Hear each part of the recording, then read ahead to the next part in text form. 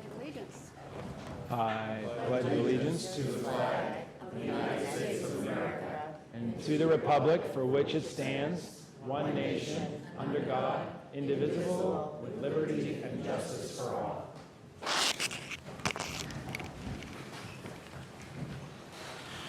Clerk Jones, if you would call the roll, please. Happy to, President. This is a call to order for the council meeting of August 8, 2022. Councilor McCauley. Here. Councilor Preston. Present. And Councilor Vogel. Present. And Councilor Wallace. Here. Councilor Wright. Present. Councilor Zeed. Here. Councilor Cameron. Here. Councilor Donahue. Present. Councilor Khan is... Absent. Is she absent? She is. Councilor Lane. Here. Thank you. And Council President. Here. We have 10 present, 1 absent. We have a quorum. Late files. I'm pleased to report the unusual event of not one late file. Woohoo! Seriously. Public comment. All right, so for those online, please raise your hand now if you want to have public comment. Once the clerk brings back the board to the dais, then I will close out the people who will be speaking for public comment on Zoom. So please raise your hand now. So at this point in time, I don't see any hands right now. All right, so there will be no participants online for public comment. All participants will be in the room. All right, thank you, Clerk Jones. All right, so first on the list for public comment is Denise Moyven. 53. Marion, thank you. Name, address, and 2 minutes. Denise Marion, 53 Warren Street, also known as the Courtyard Condominiums. Thank you for allowing us to speak. I'm here to comment on the crosswalk intended for the corner of Kent and Washington. I live with my husband, Jack Bradshaw, at the Courtyard. We've lived there for 22 years. And like a lot of the 100 residents at Courtyard, we live there for its walkability. It's easy walking to downtown. Unfortunately, every time we do that, we have to cross Kent Street. Kent Street, as you know, is a wide thoroughfare with a lot of traffic, a lot of truck traffic down to the waterfront, and it would really behoove us and facilitate our walking if you allowed for a crosswalk at that corner. Thank you. Thank you. So next is another resident from 53 Warren Street. It looks like it's Anita. That's correct. Hi. Thank you for hearing us. I'm Anita Zafras, and I also live at 53 Warren Street. I've been a resident of Newburyport my whole life and always lived in this area. I enjoy walking. My husband and I walk daily. And at this point in our lives, we have our 15-month-old granddaughter who we give daycare to, and she's with us every day. And that's a big part of what we do, is to take her out. And we always have to cross that area there between our condo building and Washington Street. It's our main route. And it does get, it's busy, and it can be a little intimidating with a carriage and all your gear to cross. So I would speak for the rest of us here, and we would love to have a crosswalk there, make it a little safer for us. Thank you. Thank Thank you. Thank you. Next up is Leslie Eccles.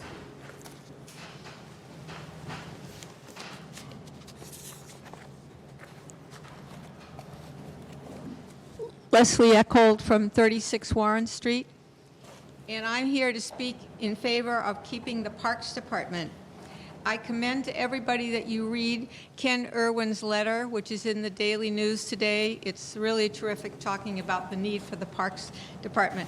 I'd like to bring in a few other points that may support what other people have been saying. First of all, I'd like to point out that the mission of a park system is distinctly different from that of the Department of Public Services. It's a softscape business versus a hardscape business. The mission of the parks is beautification, recreation, renewal, connection to the natural surroundings, and respite from the urban environment. On the other hand, the mission of the DPS is the hardscape, roads, sidewalks, water, and sewer system. They couldn't be any more different. And trying to blend them when their missions are so very different is not going to be very successful. I sort of liken it to putting the Navy under the Army. And you know what happens? Everything looks like the Army after a while. Economics. The strong park system really supports this city economically. It brings people to Newburyport. It causes people to buy real estate in Newburyport, which then goes on to support the tax base in Newburyport. Ken Irwin talked about the fact that one of the reasons he came to Newburyport was because of the park system, and look at all he's brought to the city. Also, the park system supports the commercial downtown area. People come in for the parks, and they spend money in the restaurants, and they spend money in the businesses. I'd also like to talk about the fact that we're expanding our park system right now. We're adding the expanded downtown waterfront park, and we're also investing money in Frog Street. We're spending north of $6 million on the park. Downtown, we're looking at $2 million for the Frog Pond. We're willing to spend money on capital investments, and then when it turns around and we want to pay for maintenance, we want to economize. Thank you.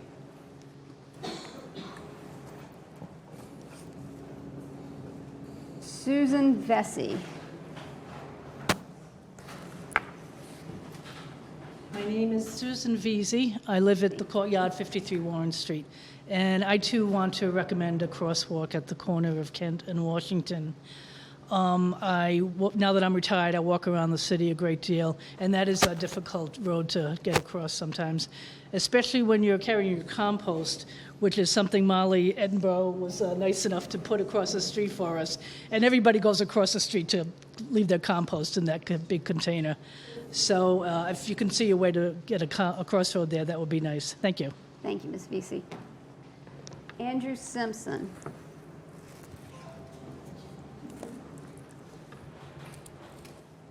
I'm Andrew Simpson. I do not live on Warren Street.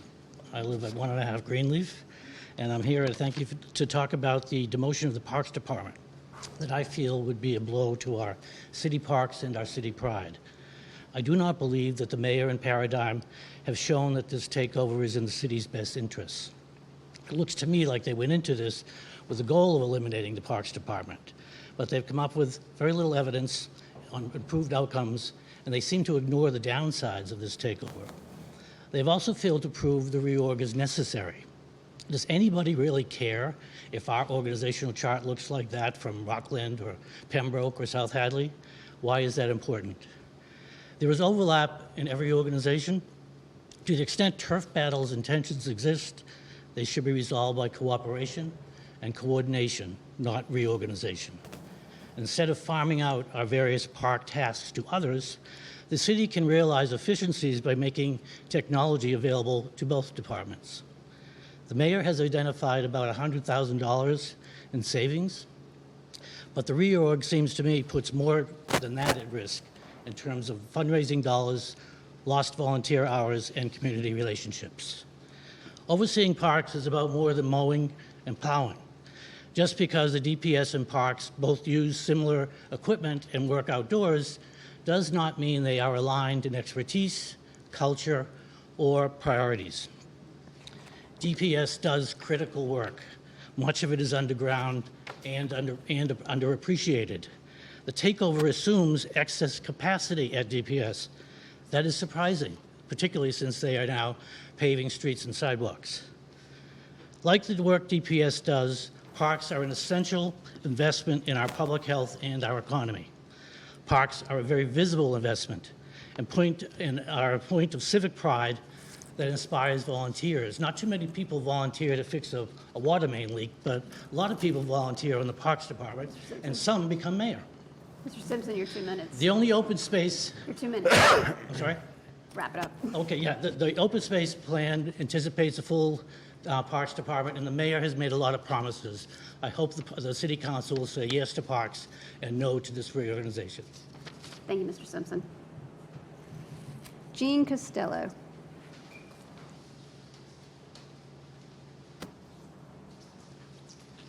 Hello, Jean Costello, 522 Merrimack Street, and my comment is also about the mayor's proposal to reorganize the Parks Department.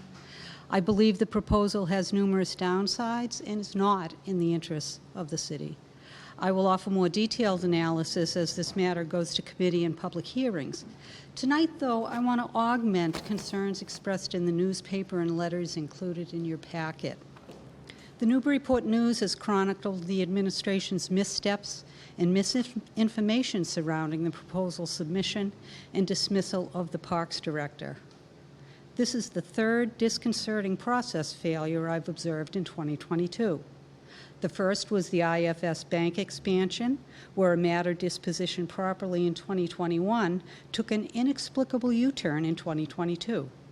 The second was the State Street tree removals, which did not follow the straightforward process prescribed in the public tree removal document on the city website. Newburyport's waterfront location and historic architecture make it valuable real estate.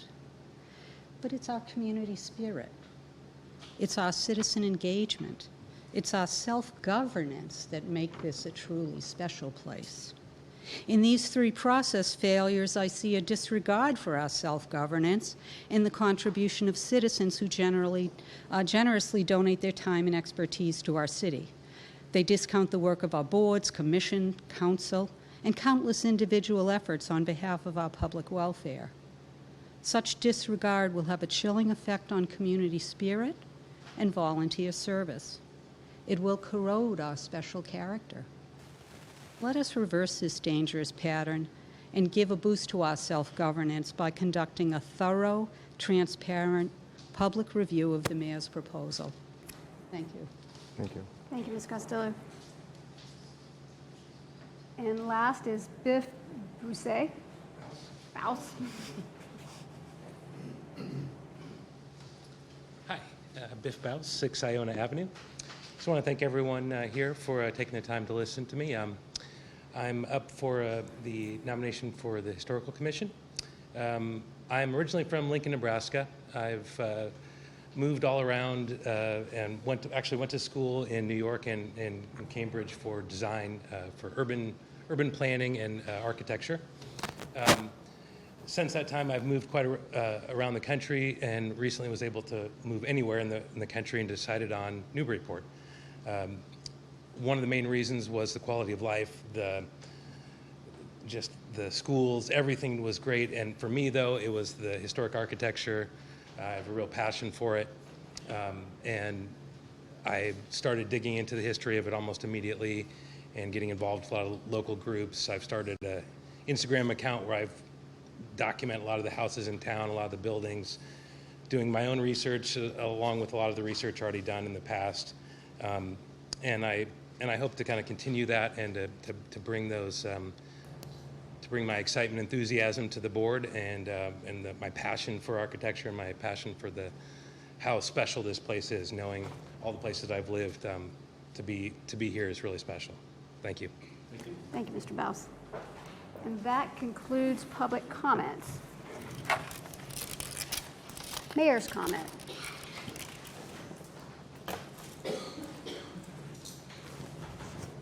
Good evening, everyone. Good to see you all. It's great to be here. It's nice and cool in here. Thank you, Richard. We just got through Yankee Homecoming, a very, very hot week, but again, it was thrilling to be part of that as mayor in my first term. I want to thank the many city departments who worked together with the Yankee Homecoming Committee to ensure a good week. As far as I know, no big issues throughout the week, again, except for the heat. And again, I really think a great time was had by all. I just wanted you guys to know that this year we're going to have a post-Yankee Homecoming meeting just to kind of go over what happened this week and kind of talk about how we can work better next year with the Yankee Homecoming Committee. So that's going to be coming up here in the coming days. In your packet tonight that you received on Thursday night is the Parks Reorganization Plan. I suggest everyone read it because you will see that Parks is still alive and well and it's not going anywhere. It is getting moved under DPS, and I just want to thank my staff over here, Mayor's Office, DPS, and Parks for all the hard work they put into putting this plan together, and I'm really excited to share it with the community. I really think this will make servicing and caring for our parks even better. I think we're going to benefit from the efficiencies that this will bring, kind of bringing our Parks Department into the 21st century, and I look forward to the discussion that we're going to have at Neighborhood and City Services that's going to take place as we map out this process. And I just wanted to add, just, because there's been a lot of misinformation in the paper, but, we put this plan together in coordination with our city solicitor every step of the way, and so I just think that's important to say that. So, again, in our city solicitors, KP Law, they were with us throughout this process from the very beginning, just to make sure that everything was followed to the letter. I also wanted to give you just a few more updates of other things going on in the city, particularly for Ward 6. We have a Phillips Drive project update. We are still moving along with that process. Diane actually wasn't around last week, so I didn't get to hear this from her. This was from John Eric, but they did have a kickoff meeting. Engineering received and approved the prerequisite shop drawings from the contractor, so they knew what to buy for materials. The water and pipe materials have a 5 to 6 month backlog, but they are going to be able to start the drainage in the fall. So if you have any questions, please reach out to my office, but we are moving along with that project. The Central Waterfront Bulkhead Project, now we got this news a few weeks ago, but I just wanted you to know, just to state it publicly, that we did get some good news from the EDA grant and the SEC grant for $1.8 and $1.3 million respectively. I wanted to thank Jordy Vining and Nancy London for all the hard work they put on that in the planning office with Andy Port here. Again, a lot of these applications are difficult, and I think they really did a great job getting all the information together and working with our partners at the MVPC and at the federal and state level to get these applications in. The last bit we have to work on is the $2.25 million earmark secured by Congressman Moulton. So we're going through the process, working with FEMA right now to finalize that last piece of the puzzle here. So I'll keep you all up to date with that. It's funny, the trees at Newburyport Bank was just mentioned, so I just wanted to mention that real quick. I just wanted to say we absolutely followed the process in that situation. I know it's always upsetting when trees have to come down. The bank followed the process, our tree warden followed the process. So I think a story was made because some trees were taken down, but the absolute process was taken into account. The tree warden was in his purview to make the determination that there was a hazard there, a tripping hazard in front of the bank, and we already have some beautiful trees that were from our approved list get planted. So again, and I look forward to working with the Tree Commission in the future. Hopefully we can get some more trees on State Street. I think that would be great because it's sorely lacking there. No update on 59 Low Street and the Brown School gym, but I will have something for you next meeting. Plum Island Dredge, just wanted to say that on July 28th, the dredge bid was awarded to H&L Contracting. So the notice to proceed went out last week, and we are still expecting to begin that work in September. And just finally, I just wanted to fill you in on some COVID numbers.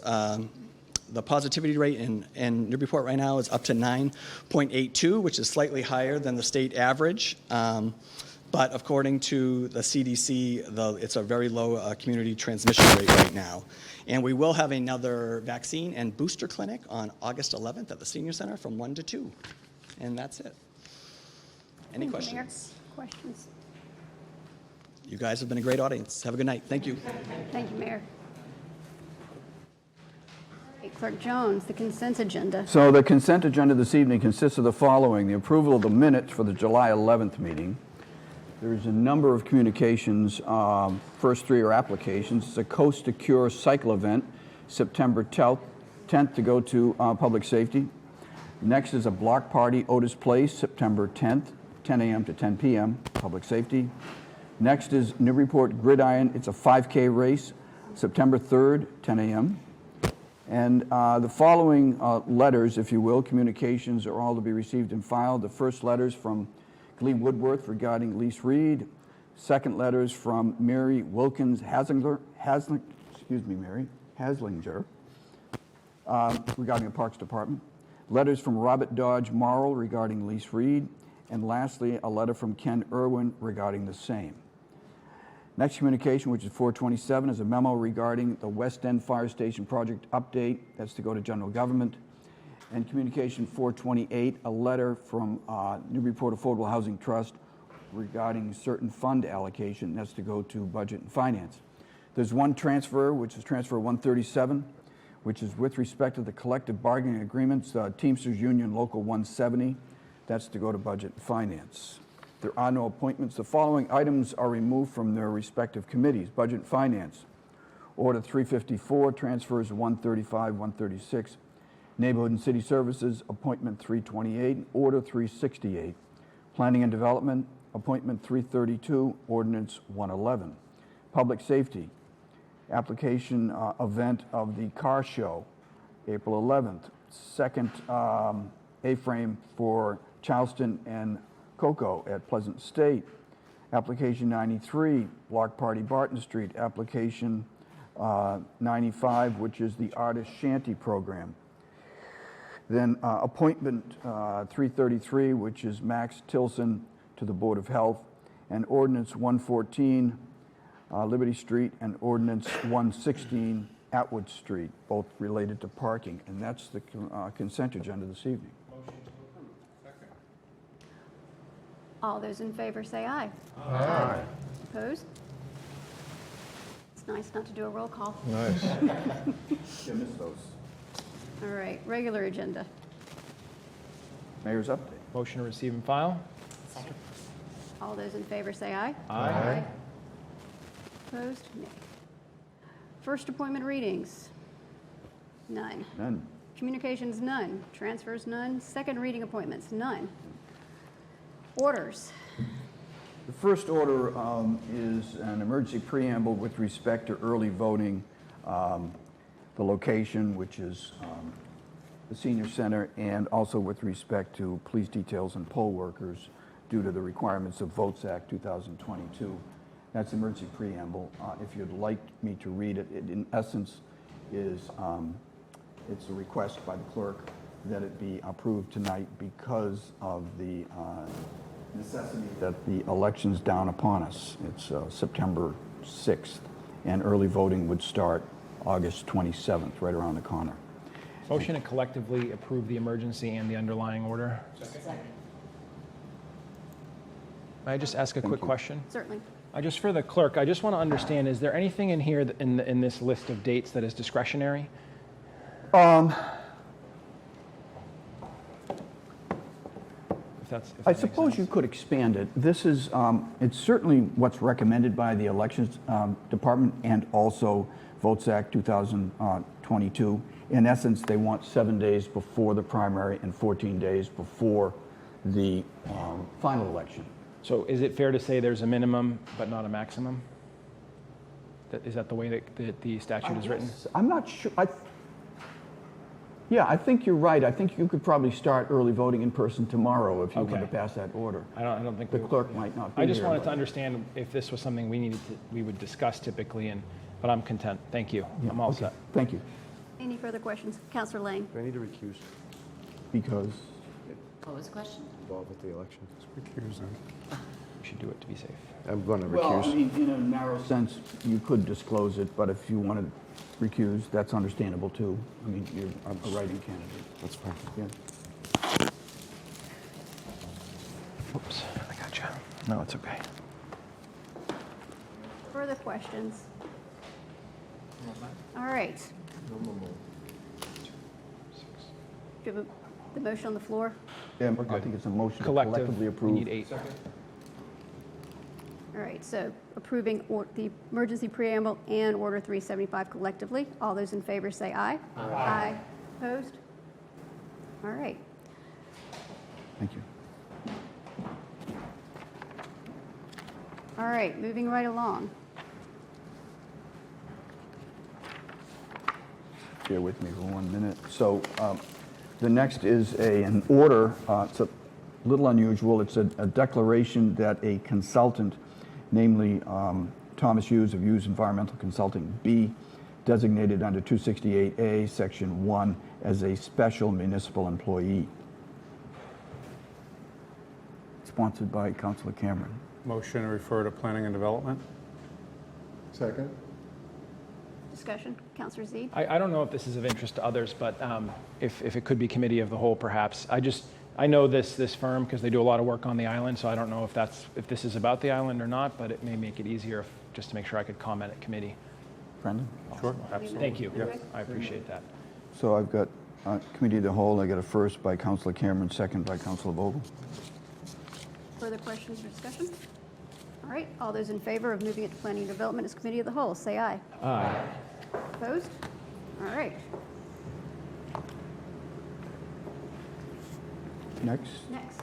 Order 377, which is an order regarding the projected future uses of the Brown School property. It's probably too lengthy for me to read it into the record right now. Motion to refer to Planning and Development. Second. Discussion? All those in favor, say aye. Aye. Opposed? All right. Very good. The next is the crosswalk order, which establishes a crosswalk on Kent Street to the north of Washington Street. Motion to refer to Neighborhood City Services. Discussion? All those in favor, say aye. Aye.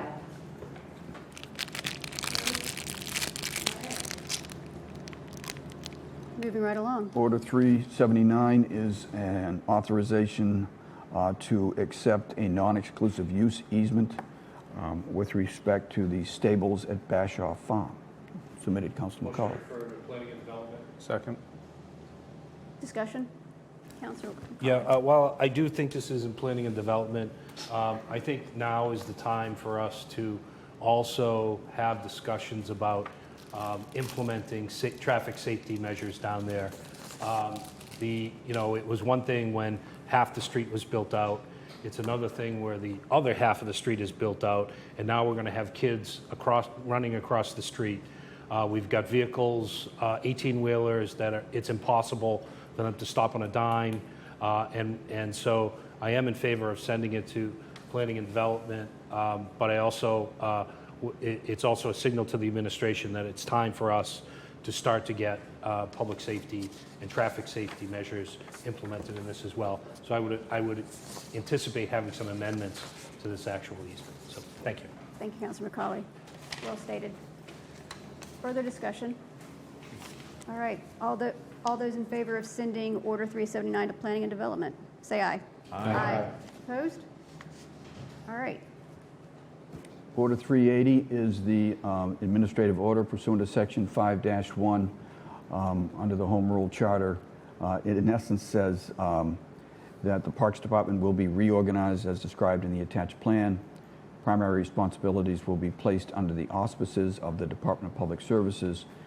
There's attached to it and required by the charter a mayor's message, they call it, which goes on, am I right? I think it's approaching 25 pages. So Refer to Neighborhood and City Services and Committee of the Whole. Second. Discussion. Councilor Cameron? Thank you. Just a clarifying question. So just reading the charter, Section 5-1, or whatever it is. So the meeting, it needs to be a public hearing? So I think Clerk Jones can clarify everything you're yeah, about I mean, we've already had some discussions about it, and it has to be between 7 and 14 days out from. So we anticipate getting it to the newspaper possibly by this Friday. We'll get it to the newspaper early this week, but it takes them a couple of days. So 7 days between now and? From the date of publication, which would be Friday. Oh, date of publication in the newspaper. Yeah, publication. So 7 days starts running presumably this Friday. Then we'll have to have a hearing within the next 7 days. No more than 14, no less than 7. So right now, we're looking at having the first public hearing on the 23rd. So take a look at your calendars. I don't think we're conflicting with anyone's current meetings on the city calendar. It's a Tuesday. And it will be Committee of the Whole. Yes, it's Committee of the Whole. Neighborhood and City Services and Committee of the Whole. Those discussed prior to, I think Councilor Wallace is planning on having a Neighborhood and City Services meeting next week just to get this one kicked off. And we'll have a public hearing on the 23rd. We have the option of a second hearing. So I think the intent at this point in time would be to continue the public hearing if we go forward with a second one, which I would anticipate. We have to vote on this by the end of September to be within our 60-day time frame. So I would expect our vote on this to be September 27th, just to give folks a time frame. Guys, a quick question about that. So the 60-day window starts as of today because it's being submitted, correct? Okay, thank you.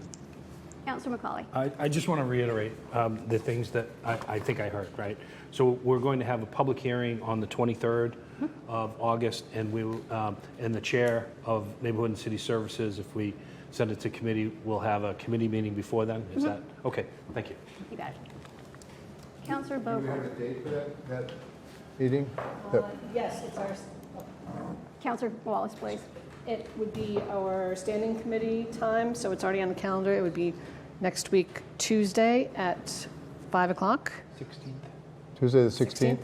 Yeah, Tuesday 16th, 5 o'clock, and it will be in here, and it will be hybrid as well.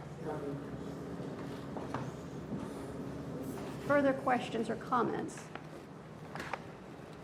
Seeing none, the vote is to, all those in favor of sending it to Neighborhood and City Services and Committee of the Whole, say aye. Aye. Opposed?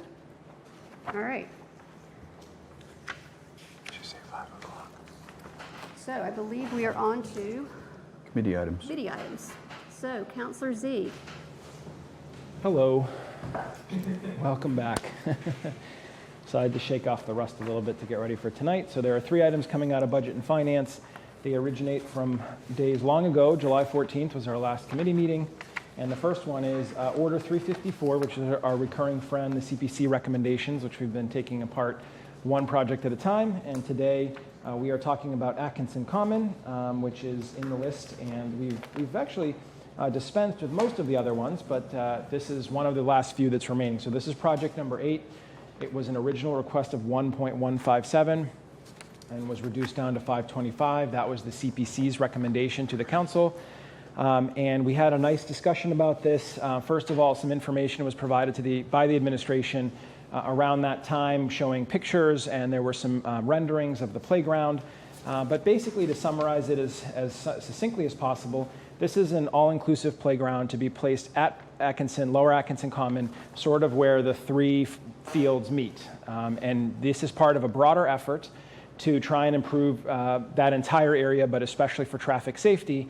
And after many years of discussion, deliberation, and planning, and that we did talk about in committee did extend to the administration, prior and current. It also, the Parks Commission was involved in that discussion, and then the designer, and then actually the actual playground was designed by a resident as a volunteer, which was nice, so they were able to save some money there. So just to be clear, this 525 is solely for the demolition of the existing playground and sort of a cleanup there to put it in a state that sort of is stable, whatever that means, and then to install the new playground in the agreed upon space as shown in the plans. This is not related directly anyways to the multi-use court and sort of some of those questions, but of course it is part of that broader plan. We went through everything here. We talked about the Parks Commission. The Disabilities Commission also offered feedback on the design. We asked about the walkways and the design of that as far as how people will access it. Again, that this funding is just for the playground. We also talked about what happened between the 1.1 and the 525. Generally speaking, it seemed that the CPC was not overly interested in funding parking, which is what a good portion of that gap was. So there is not an immediate account that one could point to say it would fund the rest of it, but it certainly, according to the administration, remains a priority to get done in the coming years. We also talked about, conflicts, which has been a big question down there between uses and so forth. And I think this is one of those things where this was the best possible solution in a relative sense, and that it's a very difficult place because there's just only so much physical land you can work with. So we did amend it in committee to make very clear that intent, that the scope of this project is, as defined, the demolition of the existing playground, equipment, and construction of new playground. And at the conclusion any of these tests, any additional funds, including unused contingencies, shall close back to the Community Preservation Act so that everybody can know exactly what the scope is here. There was a fairly substantial contingency. I want to say it was 20% off the top of my head, so who knows? You never know if you get lucky, and maybe there will be some left. But it would not, as other CPA projects sometimes do, just close to the project, and then sometimes they can be reallocated to an extension of the project. So it would have to come back to us if you are concerned about the other aspects of the broader plan with this. Committee deliberated and brings this to you with a 3-0 recommendation. Thank you. Thank you, Councilor Zeid. Further, Councilor Wallace. Thank you, President Shand. I just want to say, as a Ward 4 councilor, I will be supporting this. This is a very exciting first step in order to make these very much-needed safety improvements. It's just the playground, I understand that, but again, this is the first thing that has to happen, and it's been many, many years in the making, and the last few years, there's been a lot of good collaboration with the different groups involved. It has not been an easy task. So yes, I will be supporting this. I am very happy that it's going to be an all-accessible playground. I think that's wonderful, and I think there may even be a history with the Pioneer League. I don't know exactly, but I'll dig into it more. But that they were created perhaps because they wanted to make sure that all kids of all abilities could play. So it kind of fits with the original intent of the baseball fields.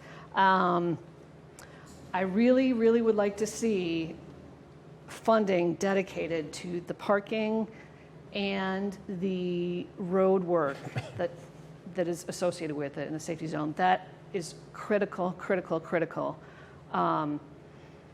So that's my message to the administration and any advocates. We were hoping that would all happen together. I understand that, it's not always eligible for CPC funding, but that it is long overdue, and it's just scary if we have parking right next to cars going very quickly. And then as we add in this new playground, an accessible playground, we need to make sure that everybody can safely get from the parking areas to the playground. So we also need to kind of look at the infrastructure that is going to be needed once the playground goes in. So that's all I will have to say. I'm very excited, but let's keep the project going and get it done. Thank you. Thank you, Councilor Wallace. Further comments or questions? Councilor Donahue. Thank you, President. I just want to echo the Ward 4 Councilor's sentiments. I will also be supporting this, for me, with great enthusiasm, because it will be the first accessible playground I believe will get completed potentially before the MAL. But to the Ward 4's point, and I think it's important for administration to understand this, there is going to be a real need for funding, because once you have a playground that is all-inclusive, it's going to be a destination. We want to make sure that the parking there is efficient, is safe, is sufficient, and that the pathways to the playground are also accessible and safe for everybody. So very excited this is moving forward, but also echoing the sentiments just stated, and want to make sure that this continues moving forward. So thank you to everyone who's worked on it, and very excited about it. Thank you. Councilor Donahue. Further comments or discussion? Did I not motion to approve? I don't think I think I did. Hear it. I didn't hear a second. Sorry. Thank you. Now I hear it. Okay. All right. Without any further ado, all those in favor, please say aye. Aye. Opposed? Thank you. Councilor Z. Okay, next one is transfer 135. This is $10,000 to in-street improvements. First of all, this is a transfer we have seen before. It was a request for the same amount, but previously was requested from free cash to improve the sort of skywalk, if you will, on in-street. The council declined to support that or approve that. So it's the same project, the same amount, the same details, but the source of funds is now the downtown paid parking fund. And we had a little bit more conversation about it. It is entirely a masonry structure. It obviously needs to be maintained. We had a resident tell us why they use it, because there are businesses up there that rely solely on this for their access. I was pleased to hear myself that it doesn't sound like we're working our way towards a $5 million project, but that this basically hopefully can take us into the future for some time without the need for a large project. They would be bringing in a hired mason, so this isn't an in-house job, but it would be brought in, and Mike Hennessy, who spoke to this, said he thinks with maintenance we can avoid that, we can stave off that huge project. In the end, 3-0. Thank you, Councilor Z. Did I make a motion? I think I didn't. So rusty. Motion to approve. I'm sorry. Second. All right, questions. Councilor Vogel. Yes, thank you. If I may direct it to the chair of the committee. The abutting property owner is New England Development. This is a $20,000 total effort. We did probe around that. Is it actually more than 20? But it's 20.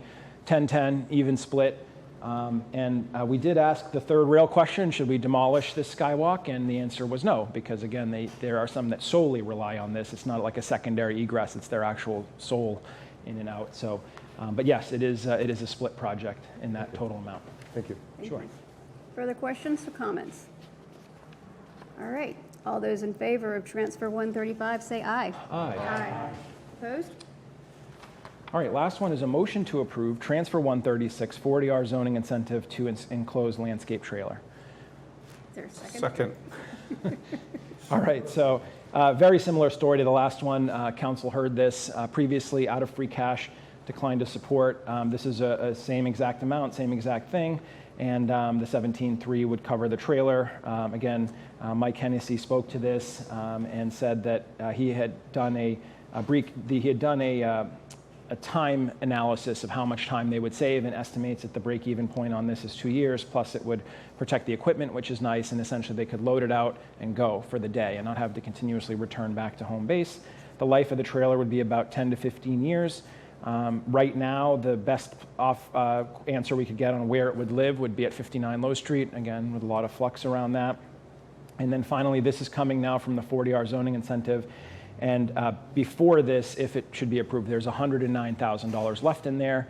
This would subtract 17.3, and then I think Director Port was with us that evening and said that we are expecting some, as other units come online, this would replenish a little bit. I don't think it will go all the way back to where it started, somewhere in the 500,000, but it would go back up. Committee, brings it to 3-0. Thank you, Councilor Z. Further comments or questions? All right. All those in favor of transfer 136, say aye. Aye. Opposed? All right. That's it for business tonight. We're back into it, so we're meeting on Thursday for our standing meeting. We're going to start at 6 o'clock. And basically, we don't have actually a lot of committee of the whole items, but I wanted to make you aware if any of these are of interest to you. We have the CPC recommendation. We have 2 more projects left. We have the AHT request, the affordable housing, and we have the Bartlett Mall. We're going to try and do the Affordable Housing Trust, and members of the trust have been invited. We will be talking about the Communication 428, which came in tonight. It's a letter from the AHT. We will be talking for Ordinance 117, Building Inspector Enforcement, which is a new fine potentially that could be levied. And the Building Commissioner, I hope I got the right term, has been invited. That's Greg Earls, not Building Inspector. I got that right. We'll be talking about Ordinance 118, amend municipal fees offered by Councillor Khan, the Herman Roy Trust Fund, which is the tail end of the waterfront. And then we have a new bargaining agreement, collective bargaining, that came in 170. But the only one out of all of these, this committee of the whole, is the CPC. So if you're interested, please come, 6 o'clock here, hybrid too if you want. And that's it for budget. Thank you. Thank you, Councilor Zede. Since Councilor Khan is not here, we'll skip education since it is still summer vacation. General government, we don't have anything coming out, but I am going to schedule a meeting next week. We do have 2 committee of the whole items, which is the mayor's strategic plan and the memo from Paradigm Associates. So next week I'll work with Councilor Vogel and Zede on getting that set up. License and permits, Councilor Lane. Nothing. All right, Councilor Wallace, neighborhood and city services. Yes. All right. First item, motion to approve appointment 328, Sarah Kelso as the head librarian. Second. Okay, the committee voted in favor of this appointment, 3-0. Just a brief synopsis. Ms. Kelso previously worked as the assistant head librarian in Newburyport for 4 years. And she had worked at various other area libraries for 12 years. Some of the goals that she's interested in is looking to expand programs and services, outreach, looking at doing more collaborations with community groups and with different departments and committees. Also looking into adding more resources for accessibility, so for hearing loss, for blind people, and anything that somebody may need, or even different language barriers. She was also mentioned that they're kind of looking to getting the library out of the building and into the community, which I thought was kind of cool. And an example of that was they had a bed in the bed race, I believe. I don't know how they did, but It'd be great. With that, like I said, the committee voted in favor, 3-0. Thank you, Councilor Wallace. Questions or comments? All those in favor, appointment 320, roll call. Roll call on the appointment of Sarah Kelso. Ready? Yes. Councilor McCauley. Yes. Councilor Preston. Yes. Councilor Vogel. Yes. Councilor Wallace. Yes. Councilor Wright. Yes. Councilor Zede. Yes. Councilor Cameron. Yes. Councilor Donahue. Yes. Councilor Khan is still absent. Councilor Lane. Yes. And Councilor Shan. Yes. Okay, next item. Motion to approve Order 368, a waiver for asphalt sidewalk on Verbeau Terrace. Second. Okay, so this was brought to us as our first request under the newly created waiver in our sidewalk ordinance. And this is in Ward 6, so Councilor Lane was there in attendance. Basically, it was a request by the administration and by Councilor Lane to be able to use asphalt sidewalk because that is what is currently out there now. It's typically more rural area than other parts of Newburyport. The committee voted in favor, 3-0, and I think it's pretty straightforward. I don't know if Councilor Lane would like to follow up with anything? Sure. Sure, I just want Councilor Lane. to thank you for the follow-up. And again, as I've always said, Ward 6, if you don't want it, if nobody wants asphalt, bring it to Ward 6. We'll use it. We'll make it safer. So thank you for all your work on it. My residents appreciate it.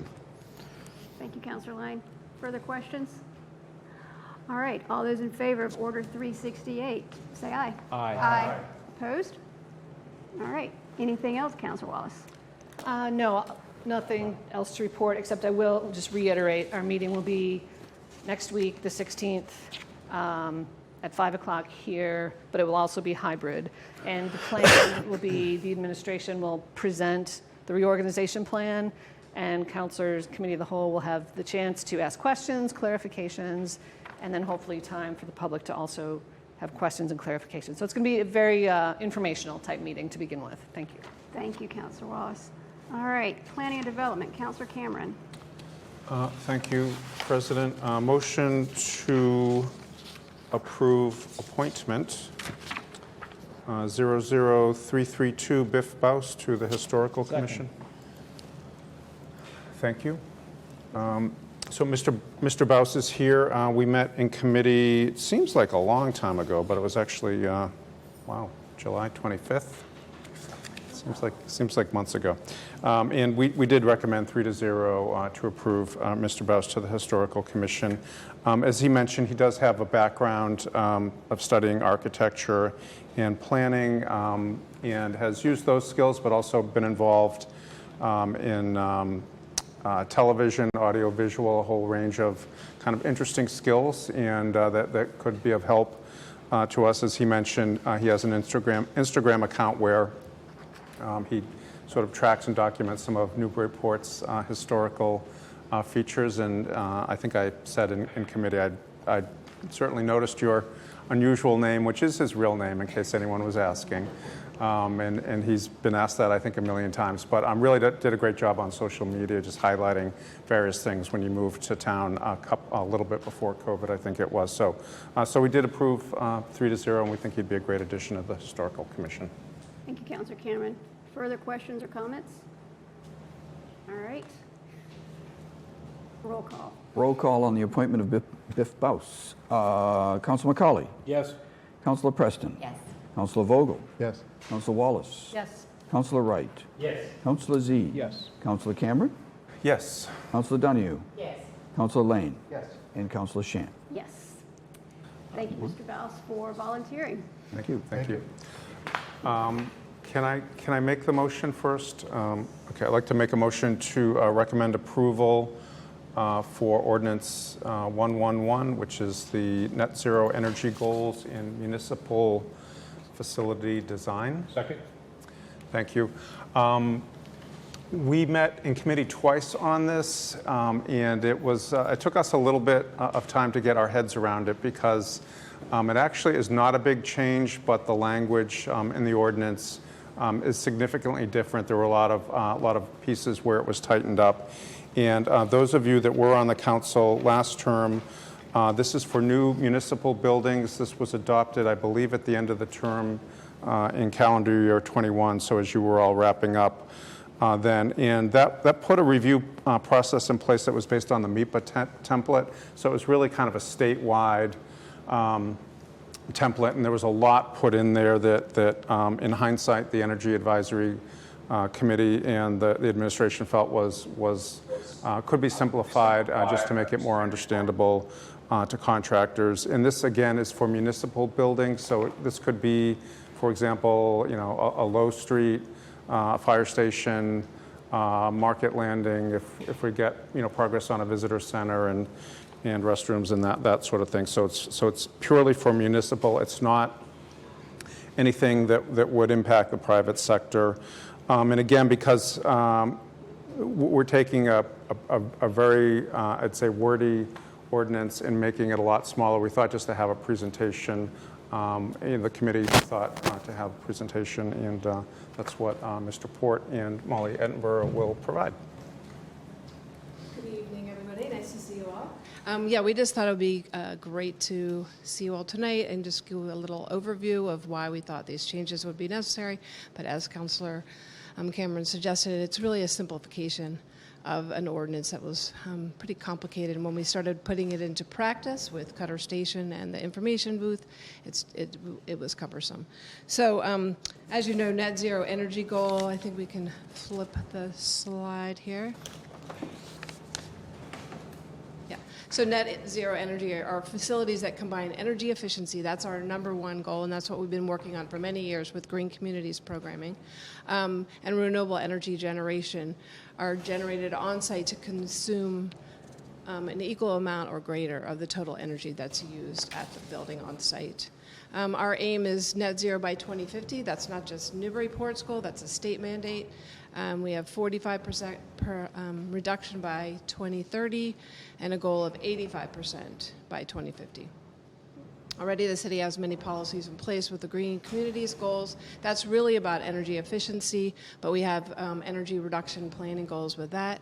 We have the city's master plan, which was also a process that we did with an open process with the community in 2014, where we looked at energy efficiency goals and long-term goals for energy.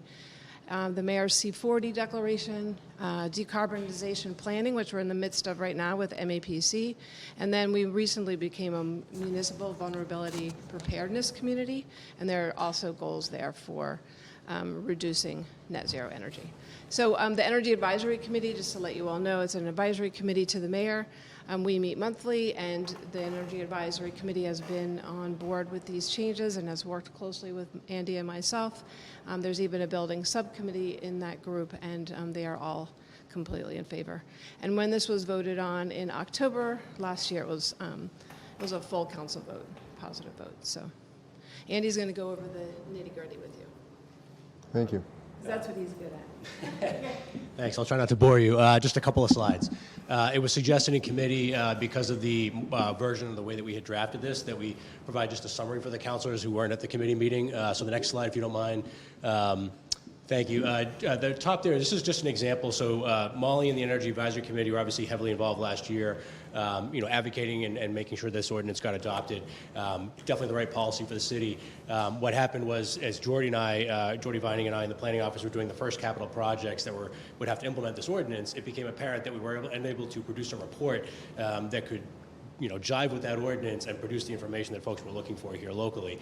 So really the right intent, but mechanically a little clunky for us to work with. So the first two projects that you see there, Market Landing Park, that's the visitor building, the restroom facility, that is triggered by this ordinance. And the expectation there is that we have rooftop solar, so that is being integrated right now. The West End Fire Station, this ordinance calls for, again, renewable energy on site as best we can to be net zero. So in this case, that's rooftop solar, and we're currently investigating the geothermal to get more detail on what that'll cost to put in, how long it'll take to pay itself off, and it does seem promising from what we're finding out right now. So we'll be circling back with you for more information on that one. We do expect the Market Landing Park building to be completely net zero because of its relatively small size and light load. Whenever that is obviously completed. So the problem that we encountered was basically trying to implement this ordinance using a set of guidelines that were really established for large projects. So MEPA, the Environmental Policy Act, is really designed to have a review process for large-scale projects and to evaluate the environmental impacts of those large projects. And so using that standard at the local level was a little bit clunky for us to try to implement and to produce a report. And those reports, I think, are geared towards GHG or greenhouse gas emissions, mainly because the state's trying to get an idea of how much overall in these large-scale projects are we reducing our greenhouse gas emissions. And that's a noble cause, and that we're essentially doing that here. But we tried to revise the language going forward here in this amendment to make it a little easier to implement. Same exact goals, but to implement it a little more easily, to produce the report that's needed to evaluate how effectively are we implementing this ordinance for a project, and what are the pros and cons of doing various options at a given site. So that's what this change does. So that's what the solution is to get rid of some of what I refer to as the jargon or the regulatory legalese and make it easier for us to implement, including our consultants that have to produce the reports that are required by this ordinance. The next slide, thank you. So the purpose, again, I just put it in blue here in brackets after each of these text bullets. That's unchanged. So the purpose is really still to have a net zero goal for all facilities individually and also as a portfolio, recognizing that not all facilities can necessarily do that on site, but to look as a whole portfolio and each project that's triggered here to get them to the net zero goal as best as possible. And obviously, as a byproduct of that, reducing the greenhouse gas emissions. That also can cost the city less in terms of its, pulling from the grid in terms of energy each year. So for the definitions, that's the largest change in this ordinance from last year's version. Again, same intent, just different language. Is it gets rid of a lot of the definitions that are used by MEPA that don't necessarily produce a whole lot for us locally.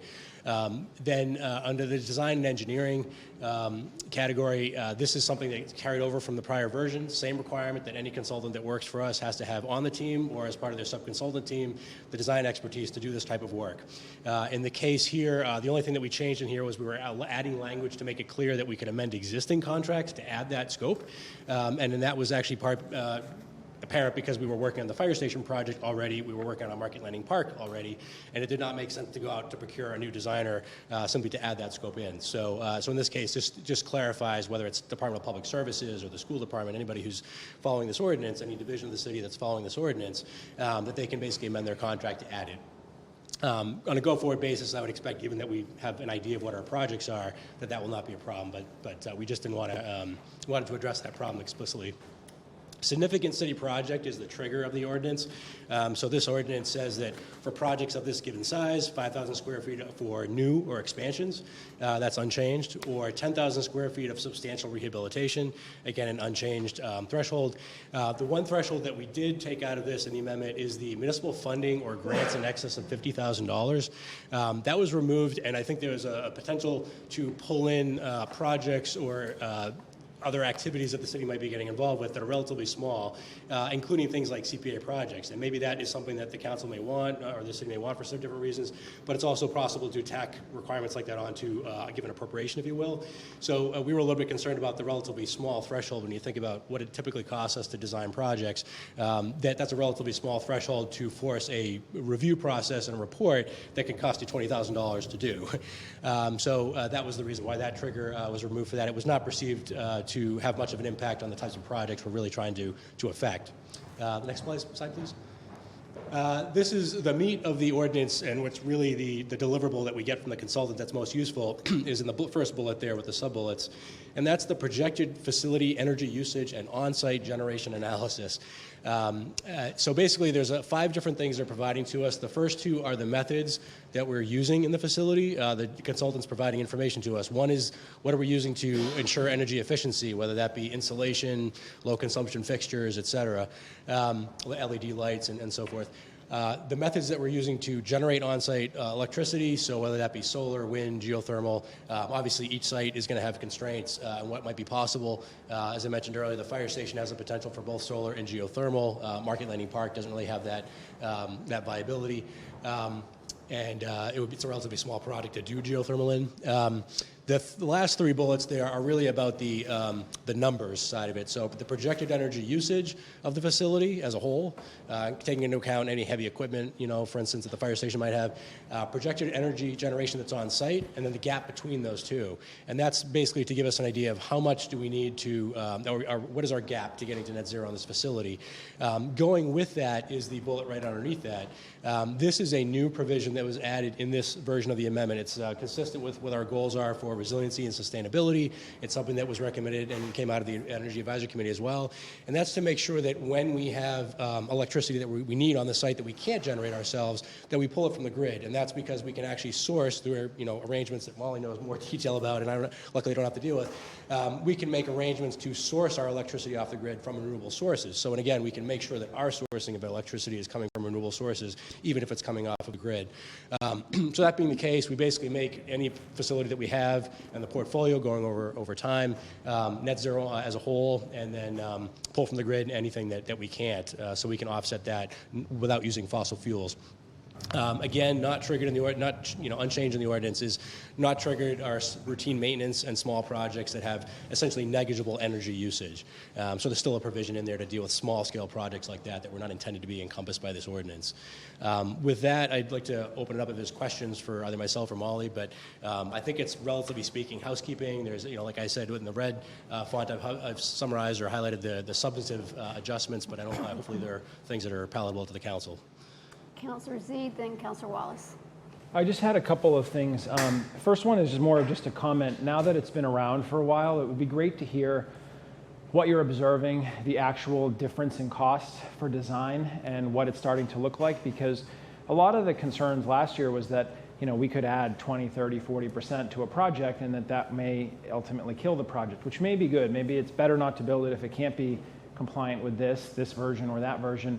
But now that you have some real world data, like how much more have we spent on the fire station design because we're trying to comply? Sure. And that's not a question for tonight, but if you could maybe can circulate something, and then we'll find out how much the geothermal is, I'm sure, in time, and we have an update that will go to committee. Sure. So that's one thing I was hoping I could speak to that a little bit. Just briefly, about $10,000 to $20,000, I would say, to each of the projects, so to speak, to work out this information and get you something that is helpful for us to make those decisions on a given facility.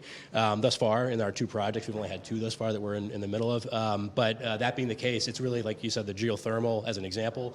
That one we're getting more information on because that becomes a capital project for the initial installation, and we have to figure out what does the math do in terms of paying that off over time. So that is part of our investigation right now. It would be helpful to see that over time, so that would be great. We want to make sure that project stays within budget. So. Right. And the other question I had was a practical question, maybe more for Molly, but I guess I'm trying to understand this, okay, if we can't get the energy on site, we want to get it from the grid, but essentially we want to use contracts to ensure that the grid power we're buying is coming from something that we like. But two things. One is we have an aggregation agreement that, to the best of my knowledge, does not promise that we will use 100% renewables on the back end.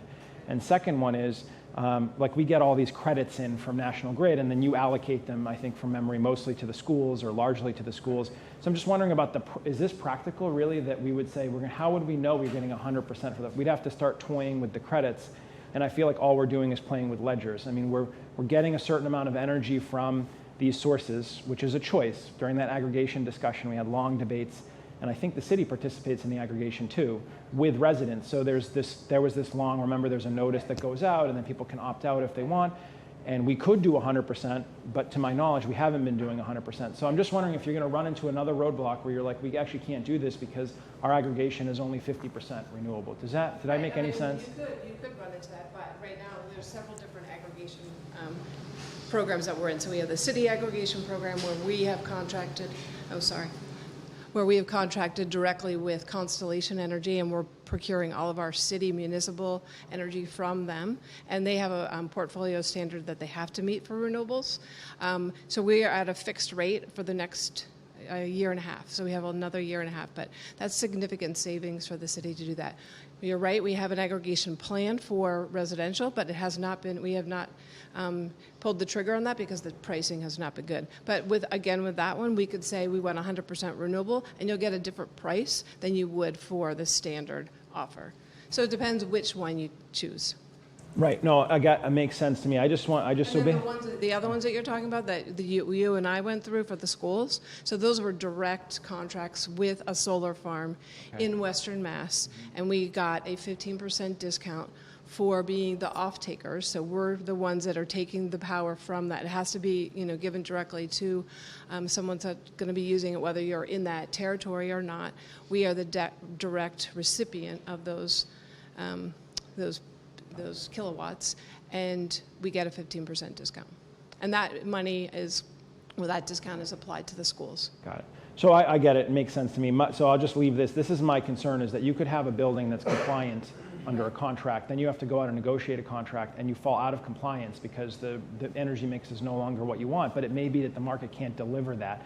Practically, you're not going to shut the lights off in the building. It's now a municipal building. You're going to run it. Well, because So it's you're municipal, we could still get that, like through Constellation or Green. There's different providers. We could go to one of them and say we want 100% renewable. Right. Yeah. But so we at, could. at potentially tremendous cost. I mean, if there's downward pressure, right? So I guess my concern. It's not. I don't think it's tremendous. It's not tremendous. Yeah. All right, that's good. My main concern is that I've been watching a lot of these policies, and some of them are top down and some are bottom up, and this is bottom up for me. You're trying to force a building into compliance at the bottom of the of the funnel, as opposed to saying we promise there'll be enough renewable energy at the top, and then you can tap into it. It's just a concern. Maybe it's academic, maybe it is not real, but just having been involved in a couple of those, it seems like it might be hard to always promise that we'll get 100%. Yeah. I mean, anything could happen, as you say. Thank you. I appreciate it. All right, Councilor Wallace was next, then Councilor Vogel. Sure. Thank you, President Shand. I just want to bring up a couple points that I think I brought up during the committee meeting. And also just verify that I have this right. So I was looking at the thresholds just to make sure that, you know, if something did or didn't change, it doesn't make sense, because the thresholds are always very important, who's in, who's out. So the first one was the $50,000, or the threshold for the monetary. So that there is no, sorry, this right, there is no threshold for cost. Correct. It's just the square footage. Okay. So my concern was, and again, I'm not an energy expert, but things like say you do work on the a lot of CPA projects work on the Bartlett Mall or the stadium or the waterfront. I mean, what if there are projects that don't have a building, but maybe there are certain energy type things you need to do? So are we just trying to simplify this? Yeah, I mean, to your point, I think the ordinance does say that even though projects may not be triggered, that the intent is to have every city project, right? I think that to your point. And I think, and as I mentioned earlier, the council may through order, and I know for myself, and I can speak for Molly, I think we intend to incorporate that to the best of our ability in every project that we're working on, obviously. But the intent is exactly as you're saying. Even though this ordinance doesn't necessarily trigger everything below that, there is an explicit statement saying that the intent is to incorporate this effort in every project, regardless of whether it formally triggers the threshold. Okay, so then if the administration or staff are bringing a project to us, would energy information just generally be or automatically be included, or is it something the council should ask for if they want it? I mean, if it doesn't fall under any of this. Yeah, if it doesn't trigger automatically under this, then I think obviously, I think we'll be probably bringing it up on our own because it's part of what we work on. Been in the past. But if you see something for some reason that none of us are bringing to your attention or trying to incorporate in a project, I think that would be the point to bring it up on the floor, ask it to be incorporated as part of an order or a condition or something like that, to make sure that it is done in a similar way. Right. And again, keep in mind with like a $50,000 study, you could do a $50,000 feasibility study, not necessarily architectural design. And this ordinance, if it had that trigger in it, would be requiring us to spend $20,000 to do an energy analysis very early in the design process. And that was one reason for thinking that $50,000 is a relatively low amount to be immediately triggering a study like this. So. Yeah, as long as it's kind of on everybody's radar that this is already, maybe it's not feasible, but just something to always look at. And that may be true with roadway design too. I don't know, more trees and things like that. And the other one that I think came out, and again, correct me if I'm wrong, there was a clause about a non-city entity working on city properties, or what would be an example of that? And that came out, correct? I mean, that came out from the previous one. I'm not sure if we're conflating that language, because that language relative to $50,000 of funding, I think, was where that came from. It was where a project is benefiting, regardless of whether it's, say, a nonprofit. For instance, it might get CPA funding for a church, historical restoration. The trigger there was that if you get money for the project of over $50,000, this ordinance can be triggered. Okay. And I think that was probably that's where I guess what I'm thinking, like an example, like the Brown School, say, if there is somebody coming in, but then they would be potentially buying the building, or are they, do you know what I mean? Yes. Like, when would there be a situation like that? Yes, that's a great question. I think mechanically how we would accomplish the same thing, because in that case, maybe to your point, this would not be a public project at that point. It would be probably a private project on public property, maybe leased or something. But if it was housing, for instance, in that case, we could, by the disposition, the RFP process, make it a requirement that they do that process, that they ensure energy efficiency. We would incorporate essentially the same requirement into the RFP process for disposition, whatever that is, lease or sale, whatever it may be, rather than through this ordinance that's dictating specifically for city facilities. That's in the case that a private party is involved in some way. Yeah. All right, that clarifies that. Thank you. Councilor Vogel?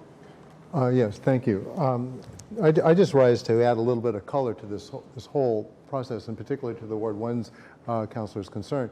So my son's in this business in the fact that he's in the working in very new enterprise that actually helps organizations report where they get their green energy from, so that it's not just willy-nilly and it's actual. So if you're out there and you're claiming that you're going to be net zero, or you're getting it from, you know, renewable resources, you can actually prove it.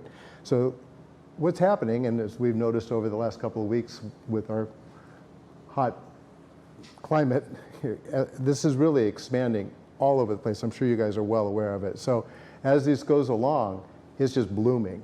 And that's everything that I know about it, but I do know that there's a lot of focus on where it comes from, how you report it, is it real, and so on and so forth. So I applaud this wholeheartedly, and I thank you.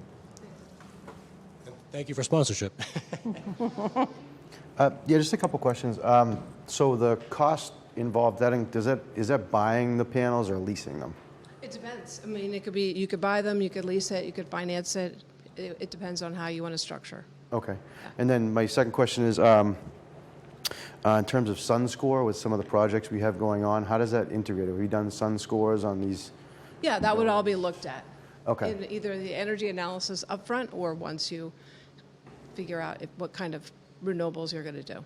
But those experts would look at that. Yes, thank you.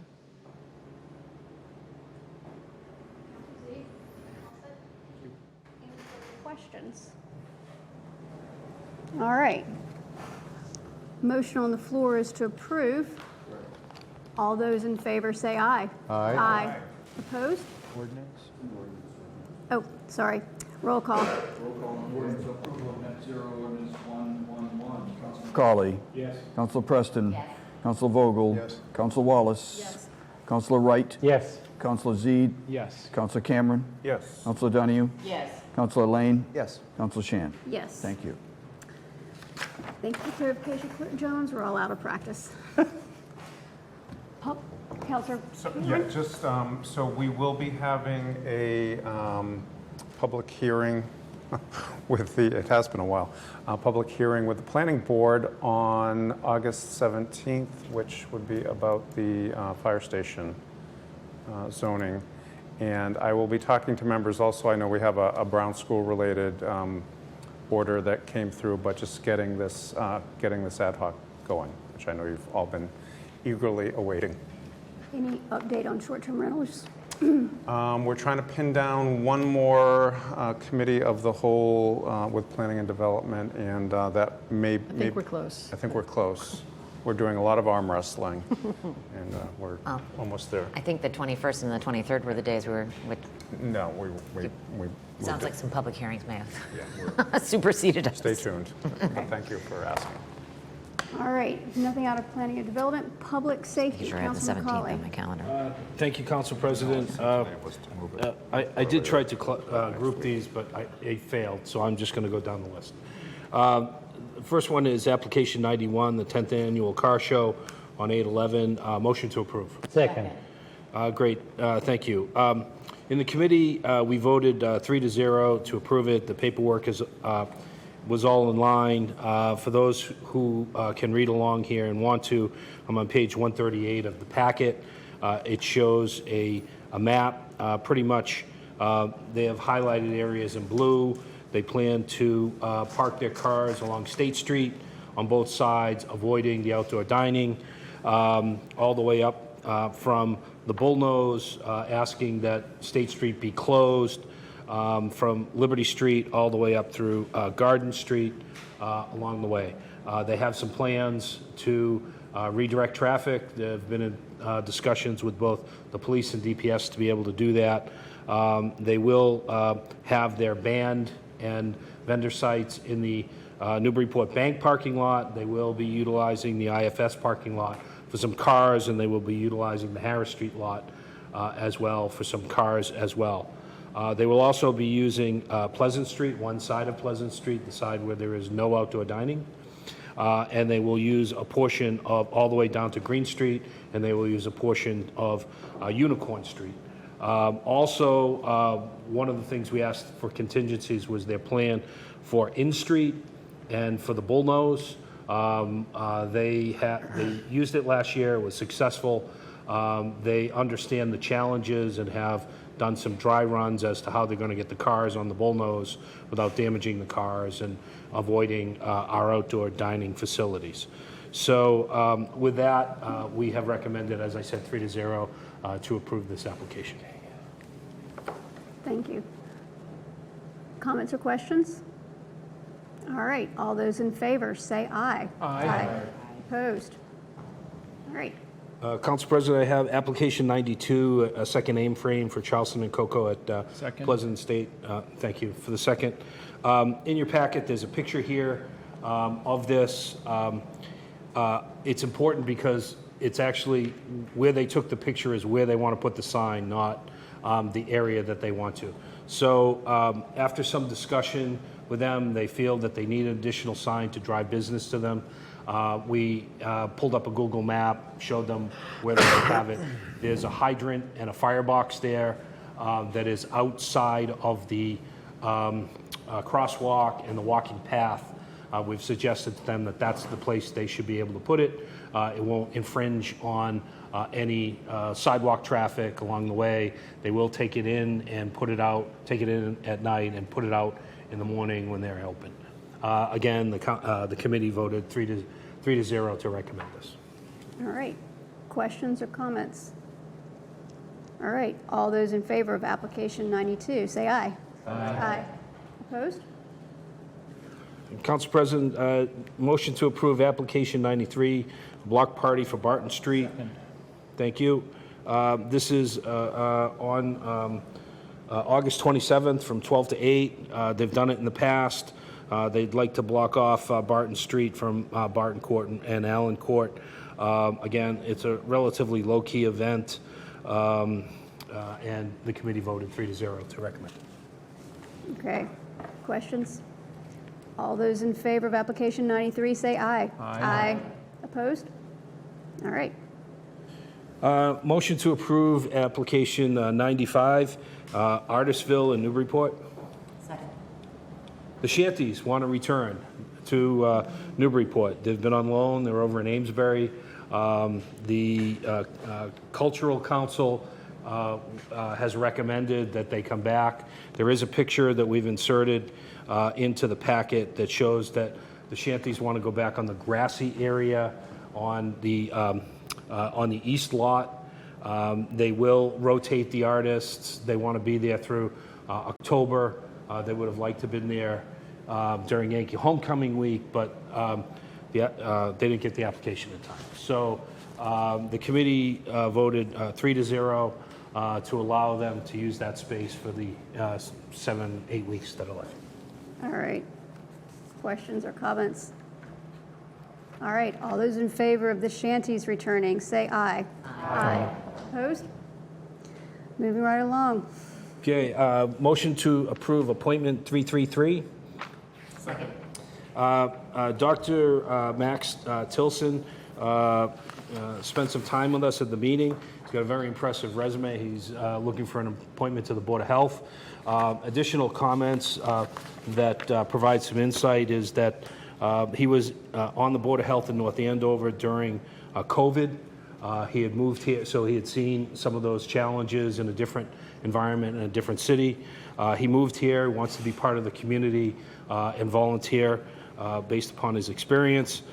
Through some Q&A about outdoor dining and areas of improvement, he had some great answers, but his real goals here, which I think are are significant because we do need new ways of thinking in the city is to, for the Board of Health to create a dashboard of accountability and go through and set some goals along the way, do a community health assessment and needs assessment along the way, and then measure those going forward, which we all thought was a pretty good idea. So we voted 3-0 in committee for, to recommend his appointment. All right, questions or comments? All right, roll call. Roll call 3-3. Council McCauley? Yes. Council Preston? Yes. Council Vogel? Yes. Council Wallace? Yes. Council Wright? Yes. Council Zede? Yes. Council Cameron? Yes. Council Donahue? Yes. Council Lane? Yes. And Council Shan. Yes. Thank you. Thank you, Council President. Ordinance 114 to amend Liberty Street residential parking. Second. This motion, sponsored by Councilor Donahue, actually reduces the area for residential parking. It's on Liberty Street. It moves it from Center Street, from State Street to Independence Street to Center Street to Independence Street on both sides, and on Middle Street from Center Street to Federal Street as well. So it actually opens up some area closer to State Street for transactional parking. Ideally, in the grand scheme of things, it would have blended well with taking over the Daily News parking lot, because it would have created a transactional type of parking arena. But as we've learned, that fell through. But at least this is a part of that will return some business parking back to that part of the community. Thank you, Councilor. Again, we had voted in committee 3-0 to recommend this. Thank you. Councilor Donahue. Yes. I would like to make a friendly amendment to strike the whole section on Middle Street. After further discussion and hearing from multiple residents on Middle Street, it was decided between the clerk and I that we didn't really need to include it, and we didn't need to burden the residents that are right on that first block. So if we could just strike that section and just keep it to the Liberty Street portion, if everyone's okay with that. Did I do that right? I would accept that as a friendly amendment. Okay. Whoever seconded it. Seconded. Perfect. Okay. Thank you. So Clerk Jones, you want to tell us exactly what's getting stricken here? So there are two streets involved, Liberty Street, which was from State Street, now is from Center Street all the way to Independent. And the second street involved was Middle Street, which was from State Street to, now would be from Center Street. But that second line is just stricken. Okay. So that leaves Liberty Street. All right. Further questions or discussion? All right. All those, well, first we need to vote on the amendment. So all those in favor of the amendment, say aye. Aye. Now, all those in... It's an ordinance. So roll call. Roll call on approving ordinance as amended 114. Council McCauley? Yes. Council Preston? Yes. Council Vogel? Yes. Council Wallace? Yes. Council Wright? Yes. Council Zede? Yes. Councilor Cameron? Yes. Councilor Donahue? Yes. Councilor Lane? Yes. And Councilor Shan? Yes. Thank you. 10-1. Okay. Motion to approve ordinance 116, restrict parking on Atwood Street. Second. So again, this was sponsored by Councilor Donahue. The request is to no parking on the southerly side for a distance of 60 feet from the intersection of Federal Street to Atwood Street. When we looked up this, the diagram of the street, coming from Federal Street, there's already a painted block-off area on the corner. When you come around the corner, there's all the way from the corner all the way down to a telephone pole. It really isn't a place to park along the way. There's a double driveway, a double garage that doubles as a driveway, et cetera, along the way. And according to some testimony, it's creating some hassles for some of the neighbors along the way.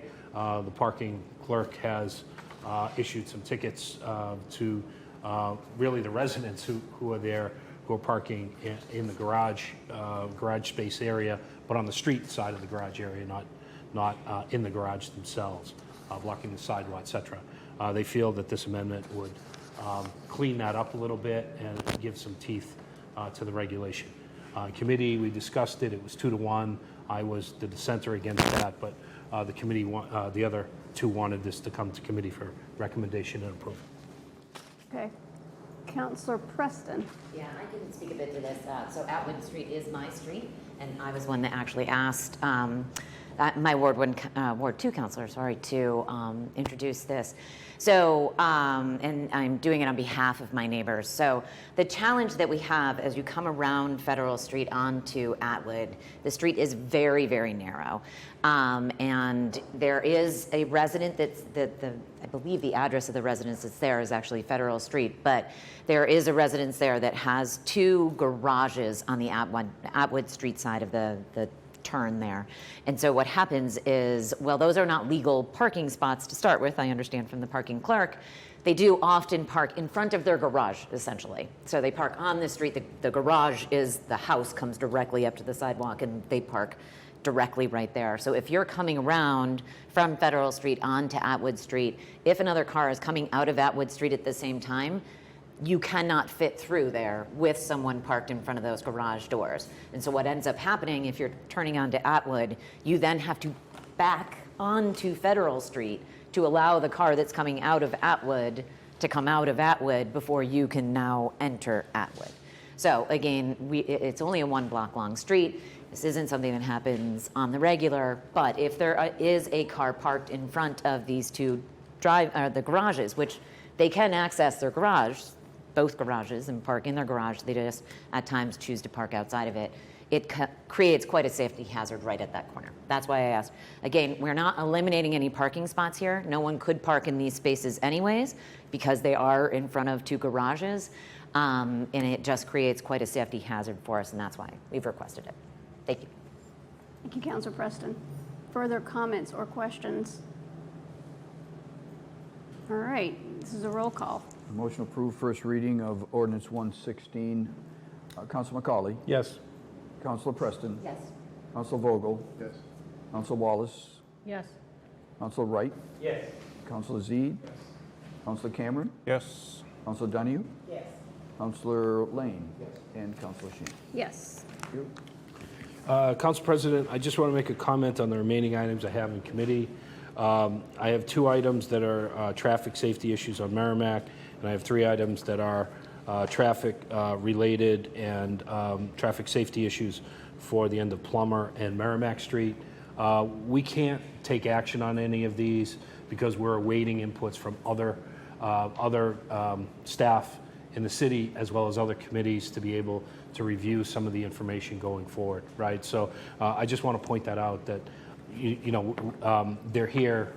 We can't act on them going forward. Thank you, and that's all I have for tonight. Thank you, Councillor McCauley. Public Utilities, Councillor Vogel.